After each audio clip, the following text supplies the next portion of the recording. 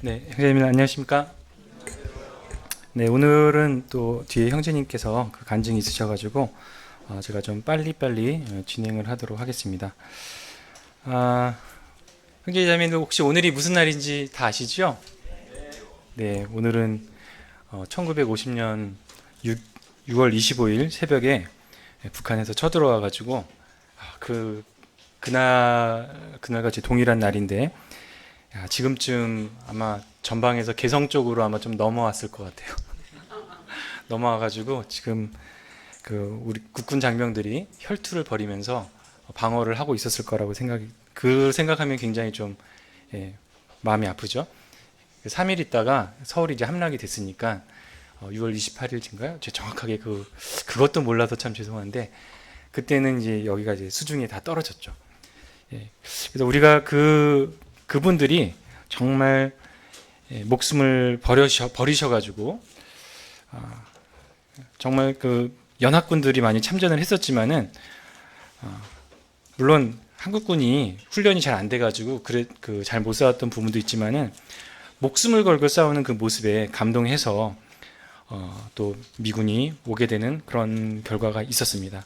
그분들의 희생에 참 감사드리고 우리는 또 특별히 그리스도인들은 이런 희생을 얘기할 때 그 의미를 너무나 잘 알고 있습니다. 왜냐하면은 우리 주님께서 저희들을 위해서 행해 주신 것이 너무나 크기 때문에 그런 희생과 감사에 대해서 또 어떻게 보면은 훈련이 되어 있다라고 생각이 듭니다. 사실 그 세상에서의 그런 사람들의 그런 희생이 없다면은 또 사회가 발전하거나 이런 부분도 없다라고 생각이 듭니다. 오늘은 그 말씀 주제를 주님 안에서 자라고 열매 맺기, 그 다음에 그 열매의 의미라는 그 주제로 말씀을 나누도록 하겠습니다. 말씀은 요한복음 15장을 한번 펴서 같이 한 절 한 절씩 보면서 나누도록 하겠습니다.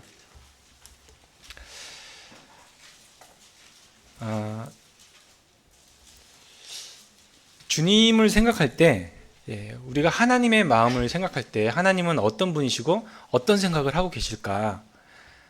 근데 말씀을 보면은 하나님은 정말 처음부터 끝까지 지금 현재 언제나 어디서나 노심초사로 주님의 자녀들만 생각한다는 게 너무나 분명한 것을 보게 됩니다.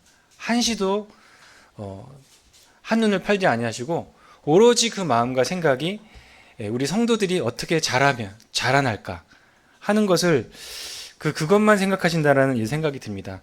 저만 해도 제가 살아가면서 그냥 뭐 볼일 보고 또 가족들에 대한 생각, 아내에 대한 생각도 있지만은 하루 종일 그 생각만 할 수는 없는데 하나님은 이 말씀을 보면은 처음부터 끝까지 한시도 우리의 그 성장과 자람을 위해서 생각하시는 분이시다. 그리고 항상 기다리시는 분이다라고 하는 것을 생각을 하게 됩니다.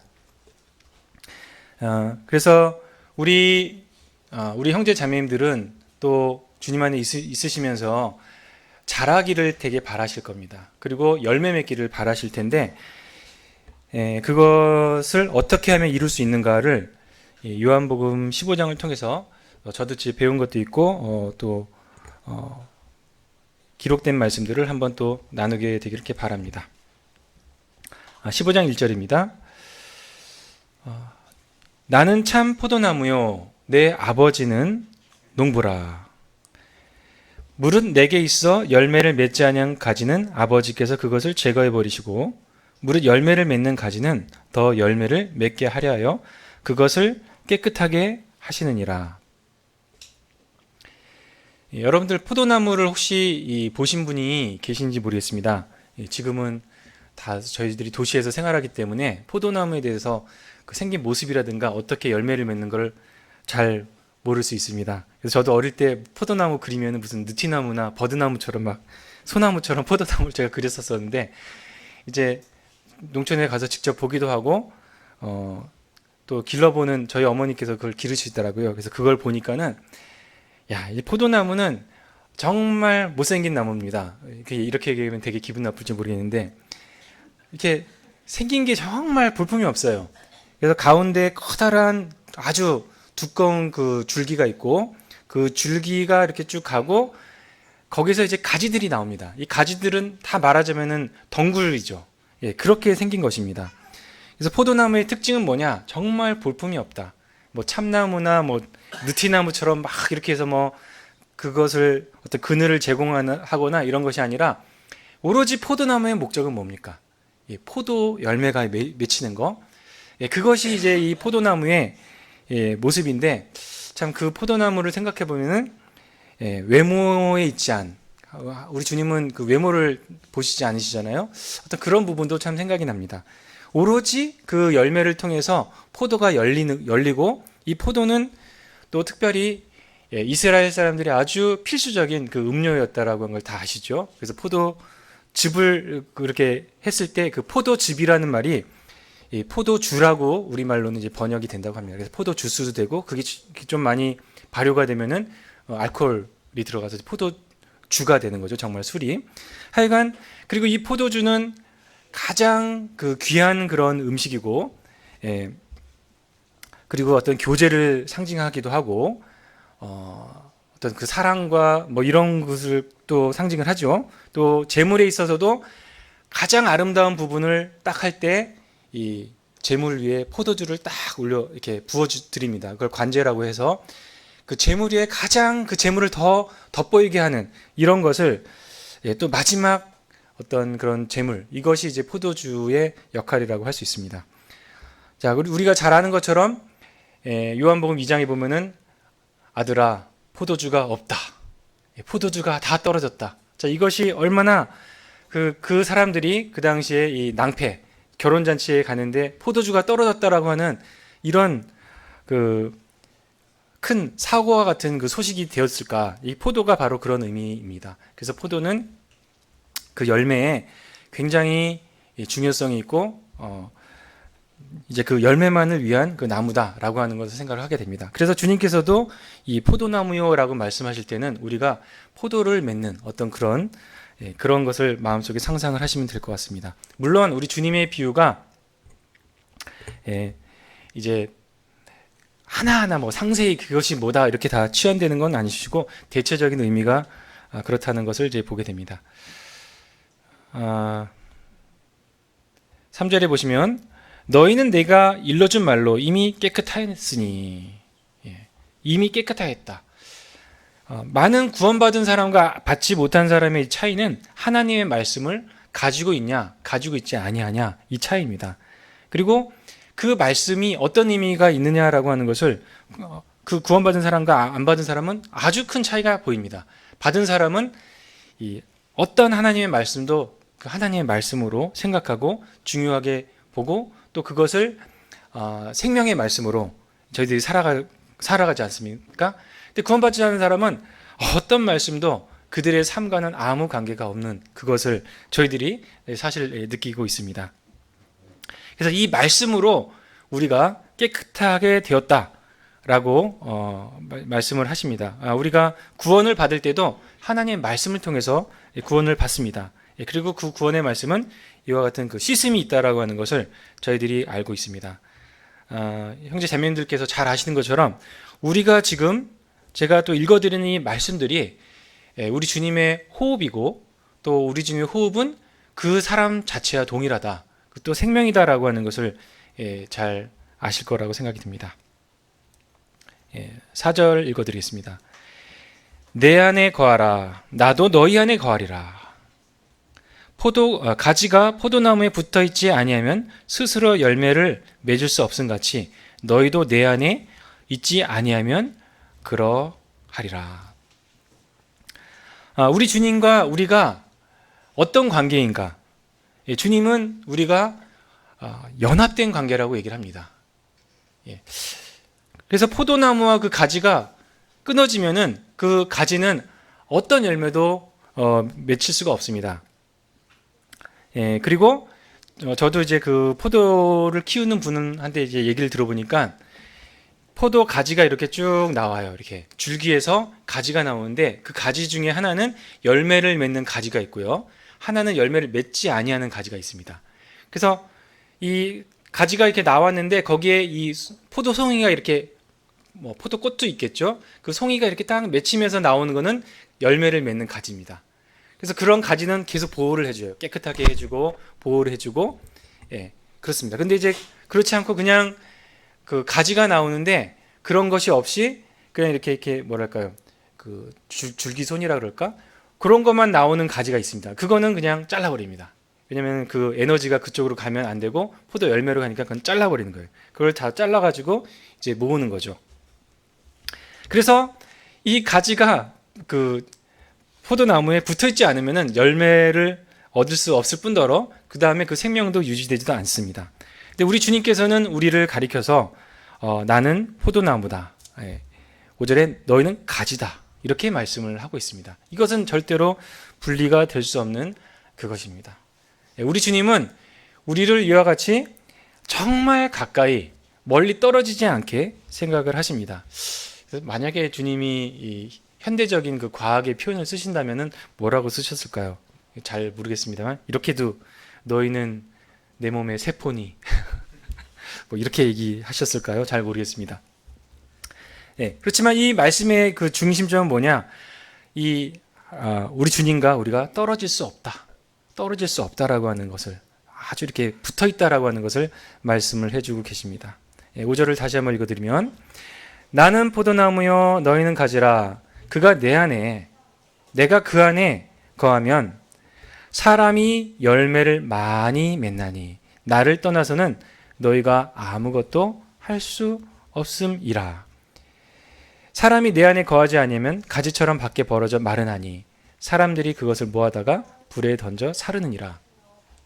이 말씀이 무슨 구원을 받았는데 잃어버려서 그렇다는 것이 아니라 일반적인 그 농사 지을 때의 그 모습을 얘기하는 것입니다. 그래서 열매 맺지 않은 가지는 그냥 재해버리고, 재해서 죽었으니까 이렇게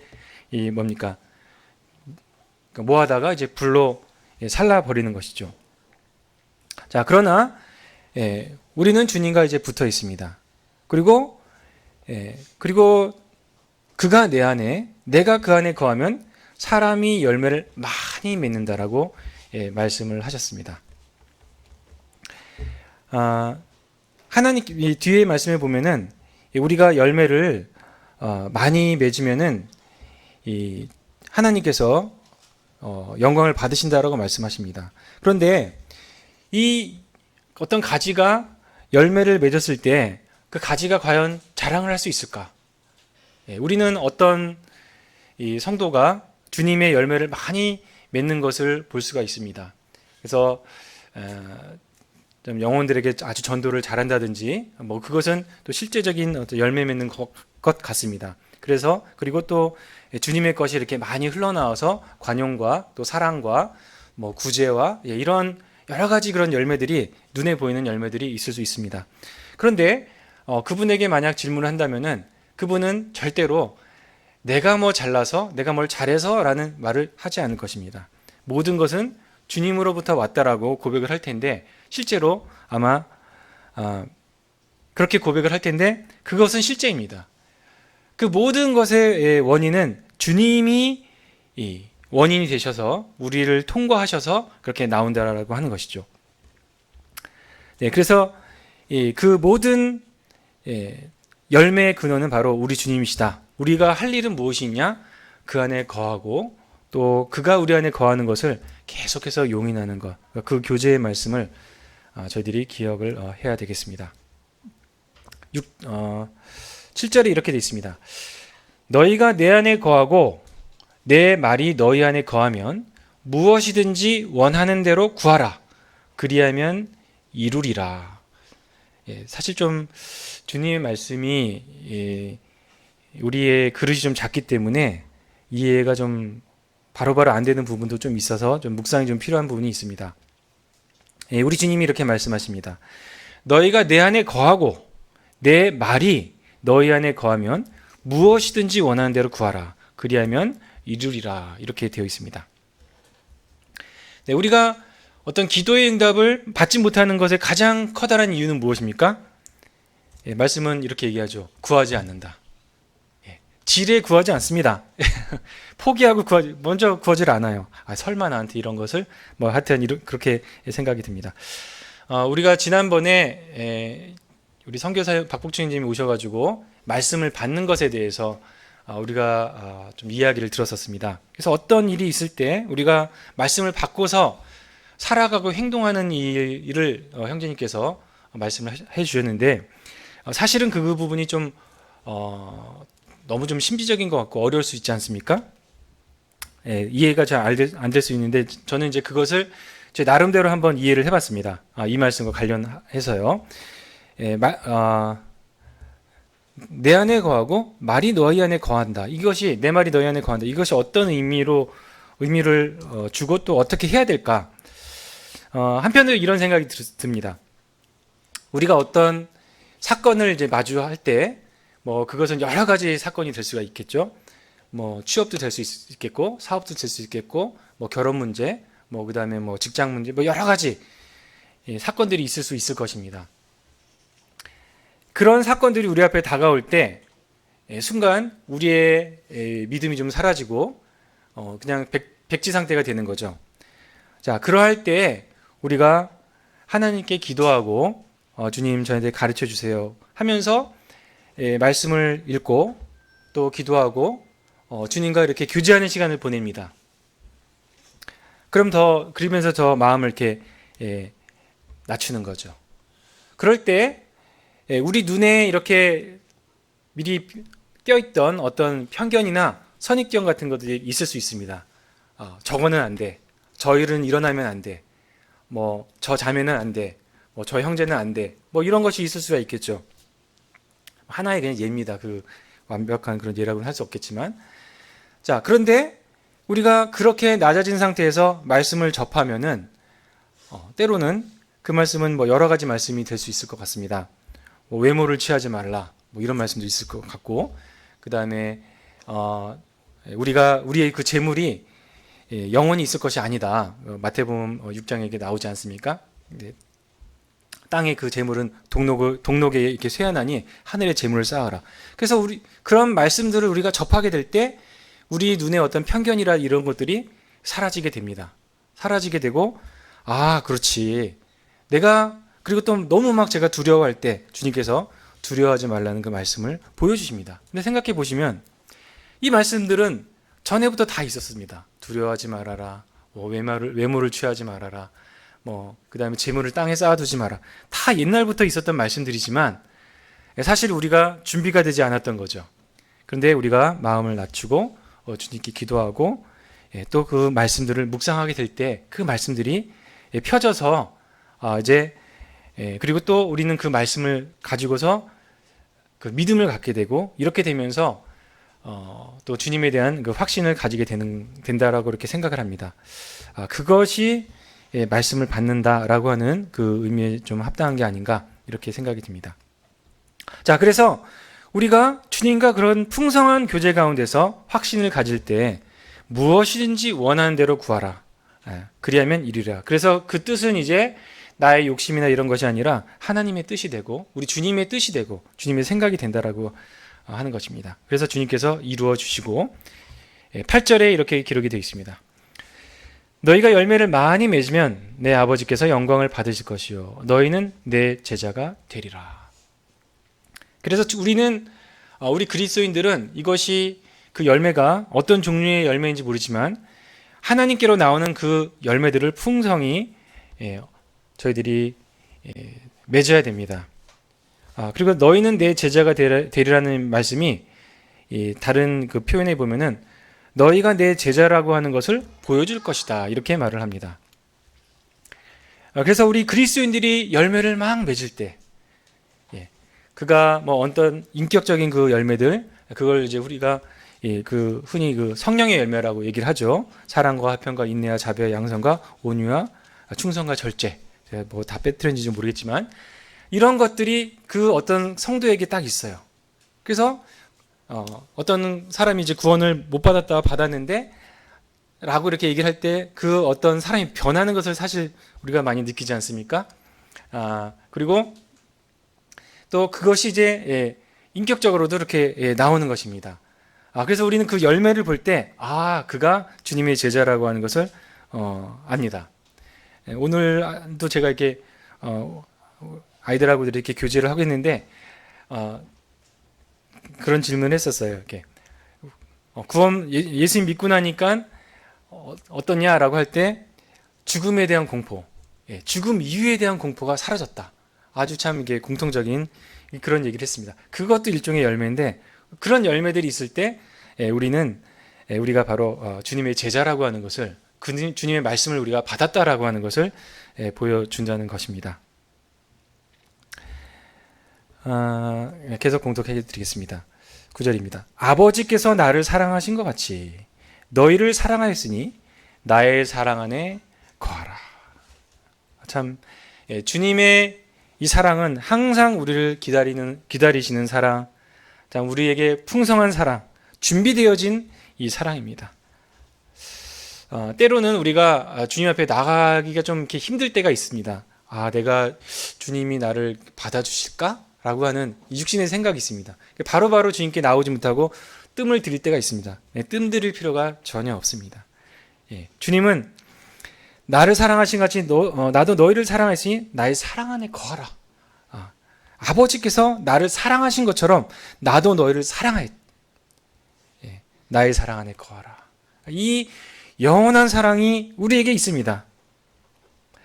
제가 엊그제 그 민수기 6장 그 뒤에 보면은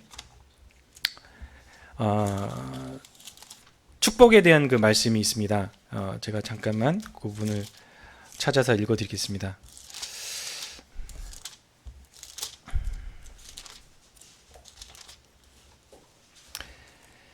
여호와께서는 내게 복을 주시고 너를 지키시기를 원하며 여호와께서는 그의 얼굴을 내게 비추사 은혜 베푸시기를 원하며 여호와는 그 얼굴을 내게로 향하여 주사 평강 주시기를 원하노라 할지니라. 얼마나 복된 말씀입니까? 그래서 아론이 그 이스라엘 사람들한테 이렇게 축복하라고 얘기를 하신 거거든요. 민수기 6장 24절부터 제가 읽어드렸는데 하나님의 마음과 하나님은 항상 이러신 분이십니다. 그래서 우리가 이것을 항상 기억하고 언제든지 잘못한 것이 있으면 바로 주님께 자복하고 주님께 나가서 이 교제를 해야 합니다. 다시 이제 요한복음으로 돌아가면 10절입니다. 내가 아버지의 계명을 지켜 그의 사랑 안에 거하는 것 같이 너희도 내 계명을 지키면 내 사랑 안에 거하리라. 그래서 주님께서는 우리가 주님 안에 거하라고 이렇게 말씀을 하십니다. 우리가 주님과 풍성한 이 시간, 이것을 보내는 것, 이것을 이제 주님께서는 거함이라고 이제 말씀을 하십니다. 주님께서는 우리와 항상 함께 하십니다. 우리가 정말 그 복을 기다리지 않았습니까? 하나님 우리와 함께 해주세요 라는 것을 주님께서는 우리에게 이루어 주신다라고 말씀을 하시는 것입니다. 그리고 참 제가 이렇게 살아보면서 과연 인생에서 남는 게 무엇이 있을까 생각해 보면은 주님과 교제한 시간, 주님께 기도하고 또 주님의 그 말씀 가운데 거한 시간, 말씀을 연구하고 그 가운데서 하나님의 뜻을 살펴보는 이것보다 참 더 남는 것은 없다라고 생각을 하게 되었습니다.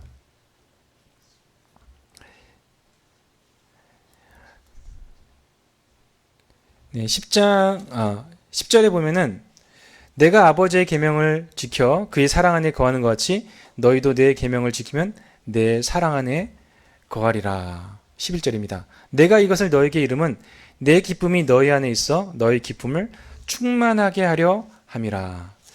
이 말씀을 제가 말씀을 찾아보다 보니까 10절, 11절 이렇게 이 말씀이 요한일서에 나오더라고요. 요한일서 1장 3절에 보면 이렇게 기록이 되어 있습니다. 우리가 보고 들은 바를 너에게도 전함은 너희로 우리와 사귐이 있게 하려 함이니 우리의 사귐은 아버지와 그의 아들 예수 그리스도와 더불어 누림이라. 우리가 이것을 쓰면 우리의 기쁨이 충만하게 하려 함이니라. 그래서 요한일서는 이 구원받은 우리 하나님의 자녀들과 하나님과의 관계가 사귐이라고 하는 이런 관계로 말을 하고 있습니다. 예. 사람들도 그런 얘기하죠. 아주 치명적인 그런 말인데, 야, 서로 사귀냐? 뭐 이렇게 얘기할 때 참 그렇지 않습니까? 남자끼리도 얘기하고 여자들끼리도 얘기하고 그럽니다. 서로 사귀냐? 예. 근데 이 사귄다는 말이 말씀에 나와 있습니다. 그래서 우리 주님은 우리와 사귀기를 원하시는 겁니다. 예. 이 성경 저자가 그 뜻을 알고 썼을까요? 예. 네, 아마 뜻이 또 변했는지도 모르겠습니다.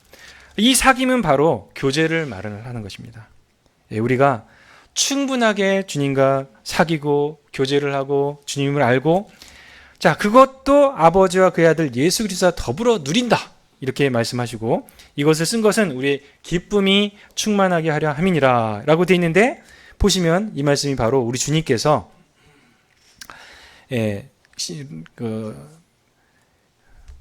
요한복음 15장에서 말씀하신 것과 동일한 말씀이라고 하는 걸 저희들이 알게 됩니다. 사귐과 거함과 누림과, 그 다음에 내 기쁨이 너희 안에 있어 너희 기쁨을 충만하게 하림이라, 똑같은 말씀들이죠. 그래서 이 사도 요한은 그 요한복음 15장 말씀을 컨트롤 C 해서 컨트롤 V 했다라고 저는 그런 확증이 듭니다. 논문으로 따지는 표절인데, 주님께서는 이런 표절을 너무나 좋아하십니다. 그래서 우리의 삶 가운데서도 하나님의 말씀을 많이 따다가 표절하고 그렇게 해서 우리의 삶이 넘치게 되기를 참으로 원하십니다. 그래서 우리 주님께서 말씀하시는 것은 기쁨의 충만, 너희 기쁨이 충만하게 하려 함이라, 이렇게 하신 말씀을 생각하죠. 근데 이 요한복음 15장이 쓰여질 때가 어떤 때인지 형제자매님 너무나 잘 아실 것입니다. 바로 주님께서 십자가에 가시기 바로 전에 다락방에서 하신 그 말씀입니다.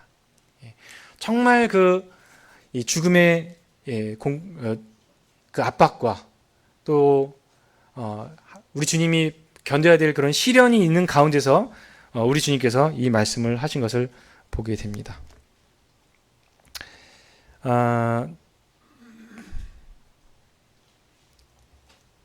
12절입니다. 내 계명은 내가 너희를 사랑한 것 같이 너희도 서로 사랑하라 하는 이것이니라, 말씀을 하셨습니다.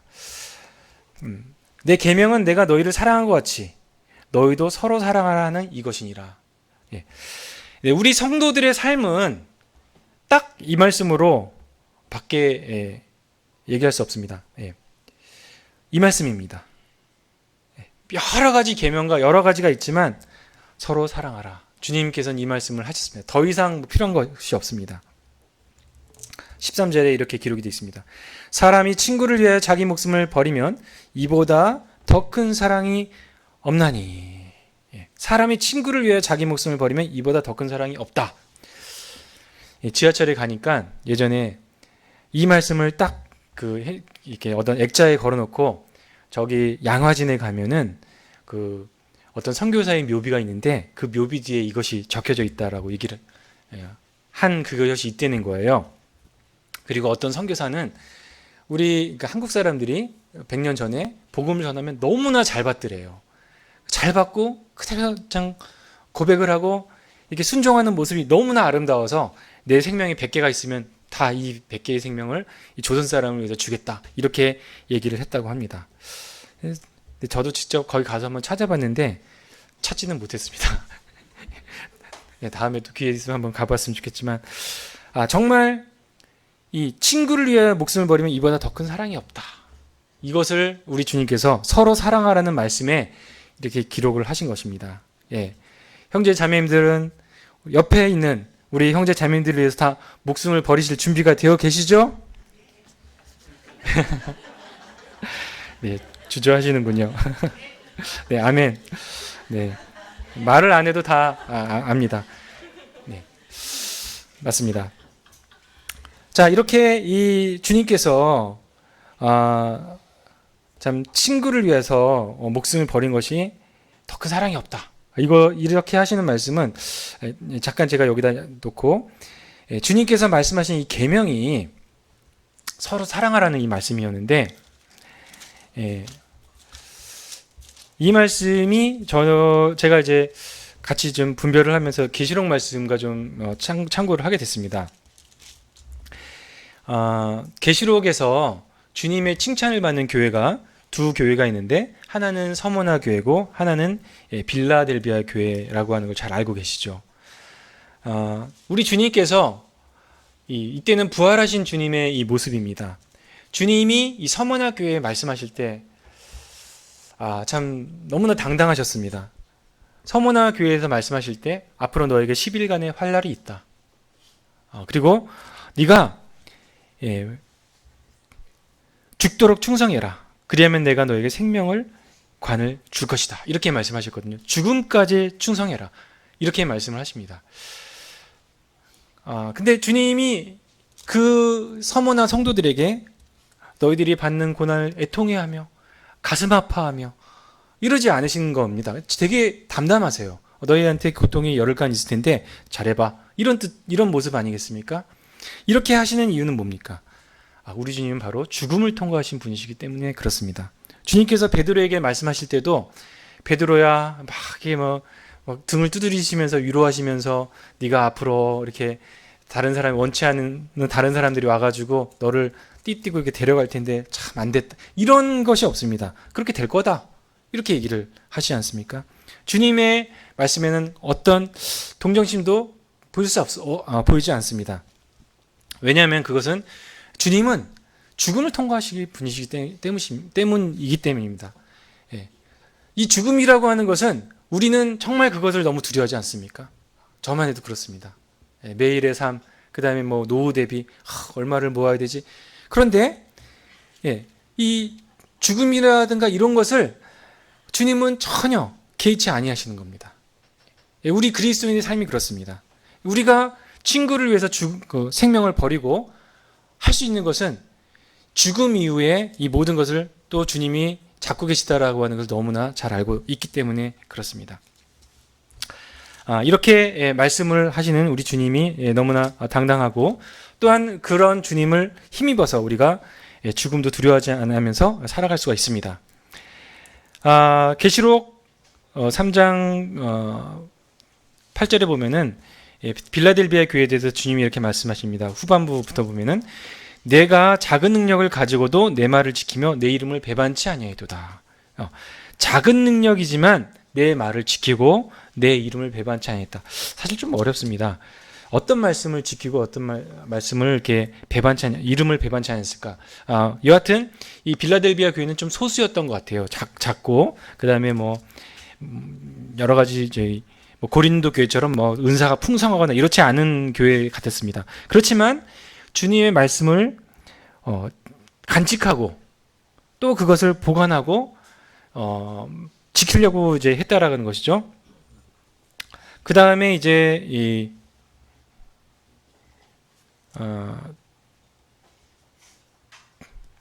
10절에 보시면 내가 나의 인내의 말씀을 지켰은즉 내가 또한 너를 지켜 시험의 때를 면하게 하리라. 이렇게 되어 있습니다. 그래서 이 말씀을 보면은 저도 이제 교회가 7년 대환란을 통과하지 않는 것을 여기서 좀 확신 같은 게 들었습니다. 시험의 때를 면하게 한다. 그래서 우리가 앞에 어떤 시험이 이렇게 놓여 있는데 뭐 군대로 얘기하면은 다음 주에 유격 훈련이래. 이러면은 사람들이 좀 막 긴장이 되고 혹한기 훈련이래. 뭐 이러면 뭐 어렵겠죠. 학생들한테 야 다음 주 중간고사야. 뭐 작품 발표야. 뭐 이러면은 막 힘이 들겠죠. 그런데 면제라고 하는 건 뭡니까? 딱 오더니 혹한기 훈련 취소됐어. 뭐 이런 거. 유격 훈련 취소됐어. 이게 면제입니다. 야 중간고사 없어졌대. 이런 게 면제입니다. 그러면 면제의 기쁨을 참 누리죠. 그런데 야 중간고사 1교시만 치고 2교시는 안 본대. 이러면은 그냥 면제가 아니지 않습니까? 혹한기 훈련 가는데 앞에까지 갔다가 중간에서 어디까지는 가고 철수래. 그거는 면제가 아니죠. 근데 여기서 면제라고 하는 의미를 보면은 주님께서 우리가 그 환난 가운데 들어가지 않는다는 이 말씀으로 생각됩니다. 근데 여하튼 인내의 말씀. 그래서 이제 나의 인내의 말씀인데 여기서 나의과 인내의 말씀은 좀 이렇게 구분이 되는 것 같아요. 그래서 인내의 말씀, 이것이 이제 주님의 것이다라고 할 때, 물론 이 인내의 말씀에 대해서 많은 그 분별이 있을 것 같습니다. 근데 저는 주님의 인내의 말씀 무엇일까? 우리한테 주시고자 하는 말씀, 이것이 무엇일까? 이렇게 생각할 때, 물론 굉장히 좁은 범위로 제가 말씀을 드릴 수 있겠습니다만, 드리는 거라고 생각이 들지만, 바로 서로 사랑하라 라는 말씀으로 저는 받았습니다. 서로 사랑하라.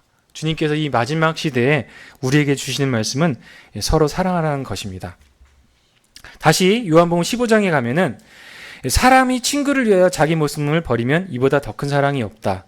14절에 너희는 내가 명하는 대로 행하면 곧 나의 친구라.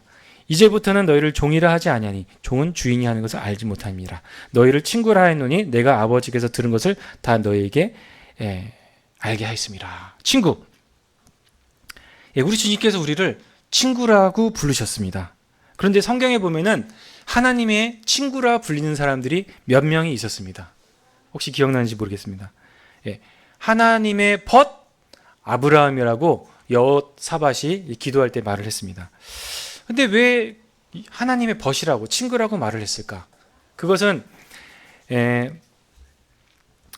아브라함이 이제 장막에 있을 때 하나님께서 오셨어요. 그리고 이제 앞으로 무슨 계획이 있었죠? 그게 다 아시죠? 소돔성과 이제 고모라를 멸망시키는 그 계획이 있으셨습니다. 그런데 딱 가시면서 뭐라고 그러시냐? 내가 하려는 것을 아브라함에게 알게 하지 않겠느냐라고 하시면서 말씀하십니다. 내가 거기를 멸망시킬 것이다. 친구는 무엇이냐? 그렇죠? 나의 모든 것을 다 얘기해 주는 사람이 친구입니다. 그래서 예를 들어서 친구 감별법은 되게 쉽습니다. 너 지금 어디가? 네가 알아서 뭐해? 너 얘기 안 하고 갈게. 나만 알려. 지금 얘기하기 좀 그런데 그런 사람은 친구가 아닙니다. 친구는 모든 것을 다 공유하는 것이 친구라고, 그게 성경적인 말씀인 것 같습니다. 그리고 모세가 그랬습니다. 모세가 장막에서 여호수아가 증거했습니다. 모세가 자기 친구와 말하는 것처럼 여호와와 말하더라. 친구와 말하는 것처럼. 이 다정함, 이 기쁨, 이 사귐, 참 얼마나 참 좋습니까? 저는 친구가 없네요. 주님밖에 친구가 없어요. 네, 아닙니다. 많이 있습니다. 네, 우리 형제 자매들이 다 저희 친구신데, 네, 혹시 주변에 그러신 분 계시면 정말 주님밖에 친구가 없으시다 라고 이렇게 그런 분이 계시면 우리는 정말 그분들과 친구가 되어주기를 또 해야 되겠죠. 이것이 근데 주님은 저희를 정말 친구라고 말씀하셨습니다. 당신의 모든 계획을, 모든 생각을, 모든 것을 나눠주기를 원하시고 심지어 목숨까지 버리신다고 하신 분이 우리 주님이셨습니다. 시간이 많이 돼서 제가 빨리 종교를 하겠습니다. 16절에 보시면 너희가 나를 택한 것이 아니요 내가 너희를 택하여 세웠나니 이는 너희로 가서 열매를 맺게 하고 또 너희 열매가 항상 있게 하여 내 이름으로 아버지께 무엇을 구하든지 다 받게 하려 함이라. 내가 너희에게 명함은 이것을 너희에게 명함은 너희로 서로 사랑하게 하려 함이라. 그래서 우리 주님께서는 성도들이 서로 사랑할 것을 이렇게 말씀하셨습니다. 그래서 친구에서 더 가까워진 뭡니까? 바로 부부죠. 그런데 우리 주님은 부부라는 말씀도 하셨습니다. 그러니까 그것을 통해서 볼 때 우리 주님께서는 우리를 얼마나 가깝게 생각하시고 사랑하시는가를 저희들이 이 말씀을 통해서 볼 수가 있습니다. 지난 시간에 저희들이 로마서 12장 1절 말씀을 통해서 제가 지난 시간에 많이 배웠기 때문에 바로 이제 말씀드리면 그러므로 형제들아 내가 하나님의 모든 자비하심으로 너희를 권하노니 너희 몸을 하나님이 기뻐하시는 거룩한 산 제물로 드리라. 이는 너희가 드릴 영적 예배니라. 이렇게 이제 말씀이 기록이 되어 있습니다. 그래서 우리가 우리 몸을 하나님이 기뻐하시는 거룩한 산 제물로 드리라. 이렇게 말씀하셨거든요. 근데 그래서 우리 삶이 주님께 이 제물이 되는 것입니다. 참 너무나 놀랍죠. 근데 실제적으로 이것은 화학적으로 증명되긴 합니다. 저 형제가 무슨 화학까지 들어? 이 말을 할 때. 근데 보세요. 우리가 저기 고등학교 때 다 이제 그거를 알고 있습니다. 뭐냐? 우리 몸이 여러분 타는 거 알고 있습니까? 알고 계시죠? 우리 몸 속에 그 탄수화물이 이게 그 작용이 있었는데 제가 그 작용을 잊어버렸습니다. 아마 박준호 형제님 되게 잘 아실 것 같은데 이게 몸에 그 탄수화물이 산소가 들어가면서 열을 내면서 이게 우리가 이게 거동을 할 수 있는 거죠. 일종의 그 연소 기능이 우리 몸이 되는 거예요. 그래서 사실 우리 몸은 이게 태워지고 있는 것입니다. 새까맣게 타는 게 아니라 살기 위해서 타는 거죠. 자, 그런데 구원받은 사람은 그 타는 의미가 없어요. 근데 우리 구원받은 사람들은 이것이 하나님께 드려지는 겁니다. 우리 삶을 우리가 우리 주님께 드리게 될 때 모든 시간 어느 장소나 이런 건 상관없이 주님께 드려지는 이 삶이며 또 열매 맺는 이 삶인데 이것을 보여주신 분이 계십니다. 바로 우리 주님이시죠. 네, 그것을 이 말씀이 이제 어디에 제 기록이 되어 있냐면은 에베소서 5장 2절에 기록이 되어 있는데 시간 관계상 제가 읽어드리겠습니다. 그리스도께서 너희를 사랑하신 것 같이 너희도 사랑 가운데서 행하라. 그는 우리를 위하여 자신을 버리사 향기로운 제물과 희생 제물로 하나님께 드리셨느니라. 이렇게 되어 있습니다. 그래서 자신을 버리사 향기로운 제물, 이 버리셨다라고 하는 것은 위에서 지상으로 오셨다고 하는 것을 볼 수가 있고 향기로운 제물과 희생제물은 이제 십자가에 돌아가신 것이고 향기로운 제물은 이 지상에서의 우리 주님의 열매 맺는 그 삶을 볼 수가 있을 것입니다. 그래서 이제 마지막으로 이 주님께서 이 열매 맺는 그 열매는 무엇입니까? 열매는 결국 먹는 겁니다. 이 양식입니다. 제가 조금 비약을 할 수 있겠지만 비약이라고 생각하시고 또 들어주시면 또 고맙겠습니다. 요한복음 4장